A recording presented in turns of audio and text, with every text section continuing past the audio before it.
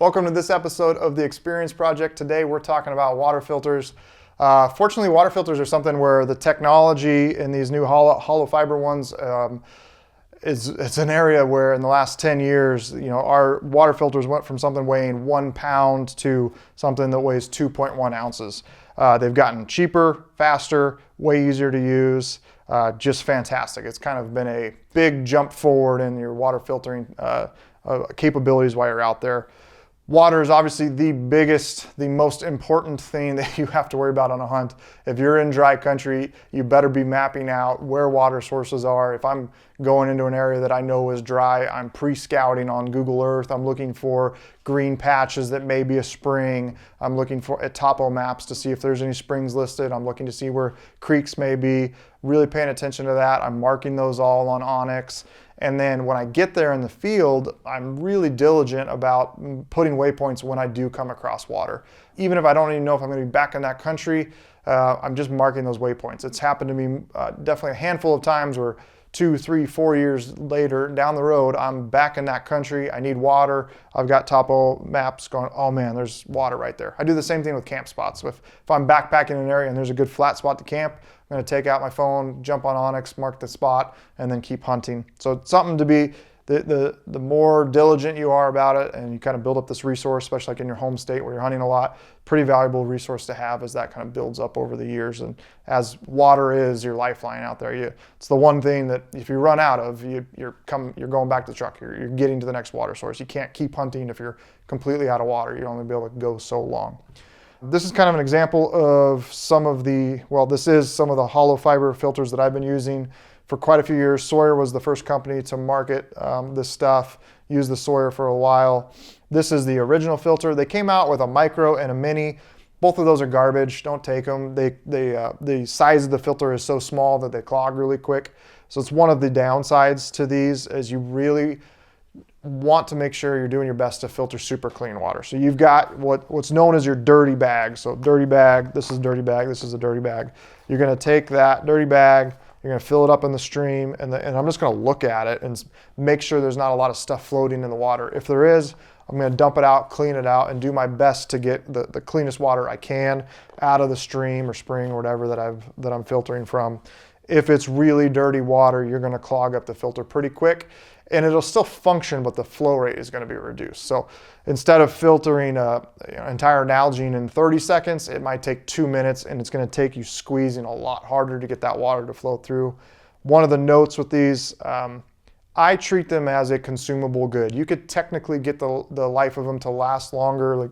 There's, I don't know, 100,000 gallon guarantee or something. It's kind of marketing BS in my opinion. A replacement filter is going to be $20, $30. You can get them anywhere. I generally use 1 a season, maybe 2 a season, depending on how much I'm hunting, how much water I'm filtering. If I'm in a group setting where people are borrowing this a bunch. They're so cheap, and then it's just so easy to replace. When the flow rate gets to the point where it's kind of a struggle, I just throw it in the trash and start over again. It's not like, my original filter was a MSR Hyperflow. That thing was a couple $100. You wanted it, you expected it to last 5 to 10 years. I don't have that same mindset with these hollow fiber ones. Every year I buy a new one. If your bag's still in good condition, you just buy just the replacement filter. And again, $20, $30, pretty cheap. To go over the kind of different systems, so for a lot of years, I ran the SAWYER with a quick fill adapter and a water bladder.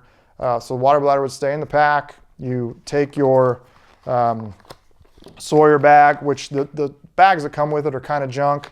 Platypus makes some bags, like a 2-liter bag that has the same thread pattern that I would highly recommend if the SAWYER is what you want to run. You fill that up in the stream. A frustration is that kind of smaller opening there. It just takes longer to fill up, but you fill it up, you screw on the cap, and then this piece is called your fast fill adapter. So you screw that on, and then you've got your bladders inside your pack with the tube running out, and you simply just you've got your tube, you just cut it, you install the fast fill adapter, and then you're just gonna, it's just a male-female connection, pop it in, squeeze the water through the filter into your bladder. You never have to take the bladder out of your pack.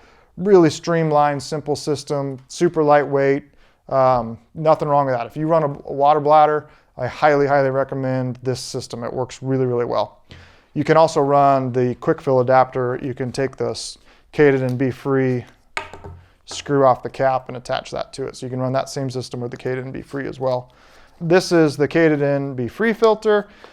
It has more exposed hollow fibers in there, which are easier to clean out. It has a faster flow rate than the SAWYER and seems to kind of maintain that flow rate longer. And it's just easier to clean. You can, if you put clean water in here, relatively clean water, you can take it, shake it like this, shake that water in it, and it'll kind of break up some of the particulates that get in there, and then just take this and shake the water out of it, get it clean. It seems to last better. This has been, as far as of all these filters, the one that maintains the best flow rate the longest. This has been my #1 choice. Last year, I did just run this HYDRAPAK seeker system. So you've got a 3-liter bag. It's super burly. You could fill this thing up and probably jump on top of it and nothing would happen. It's really, really well built. And then they've got a really good kind of cap here that's just not gonna leak. So obviously the filter just threads on, but you filter it in, and then the cap itself, you gotta twist and then pop open, and then you can squeeze the water out of it. Just a super handy, nice clean system. I ran that. Again, not quite the flow rate of the KATADYN, but totally sufficient for what I was doing. Really enjoyed that. I love the cool thing with all these systems versus you know, an old school type filter where you're sitting there pumping at the creek, is you are getting this extra bag with you. And if you're hunting in dry country, you know, it's nice. For me, basically last year I was running, I ran one of these. I threw an extra BEFREE bag in my kit. This weighs absolutely nothing. That is the downside. If your bag were to pop or leak, then that is, you know, that is your filtering mechanism. So it's good idea to have a spare. And basically I had the ability to take 5 liters of water with me at any given point between filling up my Nalgene, putting water in here, and putting water in there. So awesome system. Probably the one big consideration to take into account is freezing. So that's the downside of these filters. If you leave water inside of it, you leave this sitting outside your tent, it gets well below freezing at night. The water inside there can freeze, expand, and crack the filters inside. You'll never know that happens. So it's not going to go from 99% filtering effectiveness to 0. It's just going to go from 99 to 90 to 80 as you lose more filtering of the different hollow fiber straws that are inside there. But what I do after I'm done filtering, I do this every single time, just to, you're not packing the extra water and it's kind of leaking into the pack or whatnot. I just shake the water out of it and then just put it back in, throw it in the pack. And if it's going to be really cold, I'll then, you know, if I've got like a little Ziploc bag with me, I'll put that in there and just put it inside my sleeping bag when I'm hunting those cold temps to kind of eliminate that. Or even, you know, say it's going to just be 32 degrees. If it's kind of inside your pack and not just out exposed to the air, you're going to be just fine.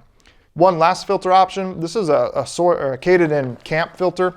I run this in group settings. I do a fishing float trip every year. You basically have the ability, it's the same exact filter technology as these smaller ones, but obviously just a lot more filter there. And this is a pretty cool setup. This weighs absolutely nothing for what it is, probably 8 ounces or something like that. You can you just dump this whole thing into the creek, fill it up with 10 liters of water, and then you hang it from a tree, and it's got basically this hose that comes out the bottom with just a real simple clamp to control. You shut off the water or open it. Really cool setup if you're ever in a group camp setting.